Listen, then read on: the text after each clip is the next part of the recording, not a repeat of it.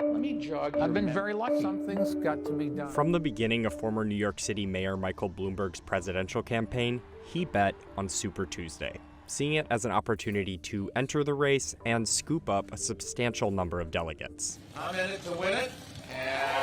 That didn't pay off. Bloomberg ended his bid for president after winning only one nominating contest in American Samoa. I entered the race for president to defeat Donald Trump. And today, I am leaving the race for the same reason, to defeat Donald Trump, because staying in would make it more difficult to achieve that goal. Tuesday's results set up what looks to be more like a two-person race between former Vice President Joe Biden and Senator Bernie Sanders.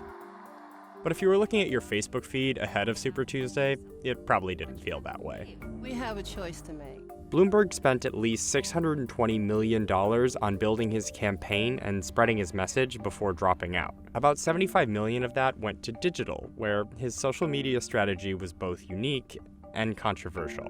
At the center of those efforts was Hawkfish, a digital tech firm Bloomberg owns.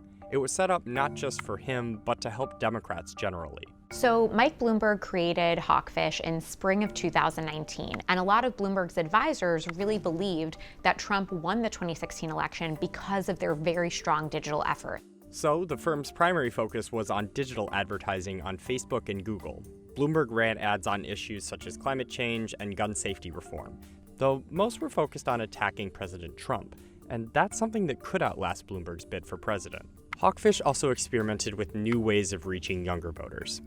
There was this meme of Bloomberg's face on a meatball, and this one that the Bloomberg campaign paid a popular Instagram account to post. Separately, there was this doctored video where Bloomberg asks, I'm the only one here that I think that's ever started a business. Is that fair? and the other candidates appear to fall silent. So a bunch of Democratic strategists and others said that that video was misinformation. The Bloomberg campaign said it was tongue-in-cheek.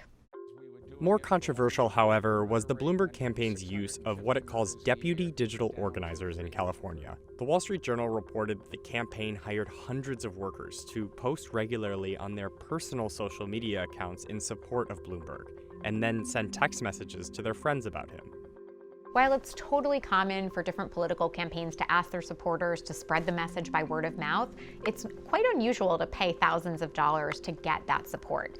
Then it gets into this murky area of what the rules are. So, do you have to disclose if you're paid for writing a post?